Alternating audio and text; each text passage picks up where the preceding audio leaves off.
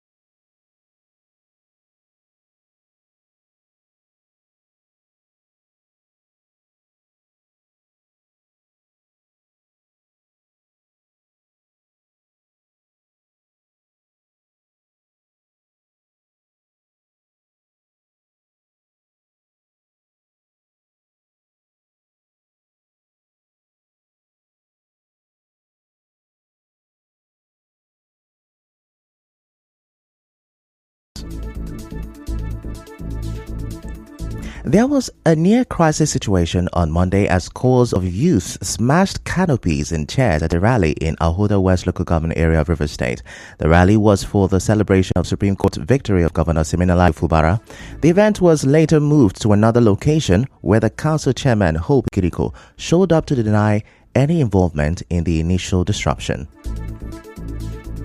I'm sure that the assembly member will inform you and convey the message. The security agents in our office will sat down and try to sort out ways to ensure peace in this program. And that way is that we should try and separate politics and what we are doing here. The leader of Governor Fubara's supporters in Ahoda West and one of the 4 assembly members loyal to him, Sokari Goodboy, also spoke on this. When we resist, they will declare us wanted, just as they declare my elder brother, my leader, the former speaker, former leader of the house. Right now, he is the chief of staff to the River State government. Right, Honorable Edison Mongale. All these are the provocation. When the politicians bring up this provocation and we say no, we cannot take this, we want to resist them in our civil rights, they will declare us wanted, that we are criminals. Siminalayi Fubara stands for the hope of every common man in River State. Also, Governor Fubara's representative, a former chief whip of the State House of Assembly, Evans BP, advised the crowd not to be intimidated by rumors of suspension from the PDP, among other threats. Know that we are not afraid. The only thing they want to use, as earlier said, is to intimidate us with security. They have written the names of leaders who are here, and some of you tagging us terrorists, murderers, and just to hide our faces. Would it possible? No. Moving on, President of Ogoni Liberation Initiative Douglas Fake has appealed to the FCT Minister Nyesom Wike to use his position as an elder statesman to work for the development of River State and not to heat up the polity in the state. Dr. Fabeke made the appeal in a statement while faulting the statement credited to the FCT minister that more things will happen in River State. He said the FCT minister ought not to speak that way at such a critical time because it could incite people against Governor Fubara. Dr. Fabeke believes the political fracas is negatively impacting the Fubara administration. He said politicians from other senatorial districts had ruled without any such serious interruption compared to what Governor Fubara from the River Southeast is currently facing. Dr. Fabeke said it is disgraceful that some self-centered and power-intoxicated politicians are portraying River State in a bad way. He, however, said he is prepared to use his office as a national coordinator of United Mission for Africa to defend the governor so that the people of River State will benefit from good governance.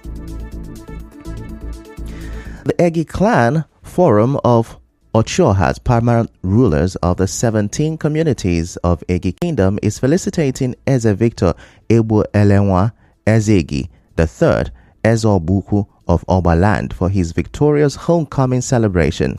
Chairman of the forum, Eze Isaac Obuzo Uma, said it followed the victory of Port Harcourt High Court, which declared the Ezeki III of Obaland's selection and coronation were in line with Egi's custom and tradition. We pray that Almighty Father will give him the knowledge and give him the idea for what the God have made for him to carry again the sons and daughters of again along. We know that what we have lost for the years in Ege land, that the Eze will bring us to the promised land.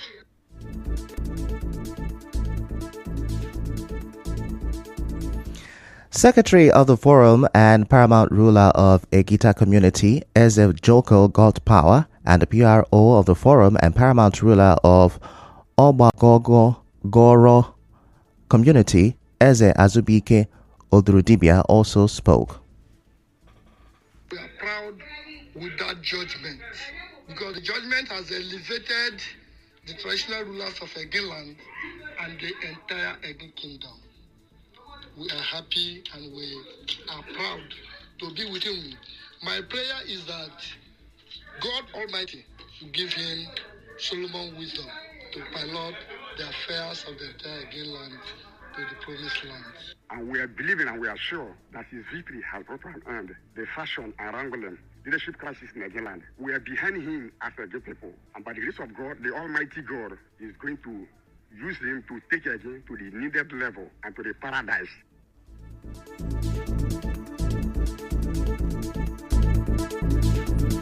And now the National Union of Road Transport Workers, NURTW Oyibo Main Branch, has elected and inaugurated new unit executives for the various operational lines of the branch. Speaking at the election grounds, the River State NURTW Council trustee, who doubles as the chairman of Oyibo Main Branch, Sunday Nawowo, said the challenges of illegal tickets and drivers being bullied by touts will soon be over in the area.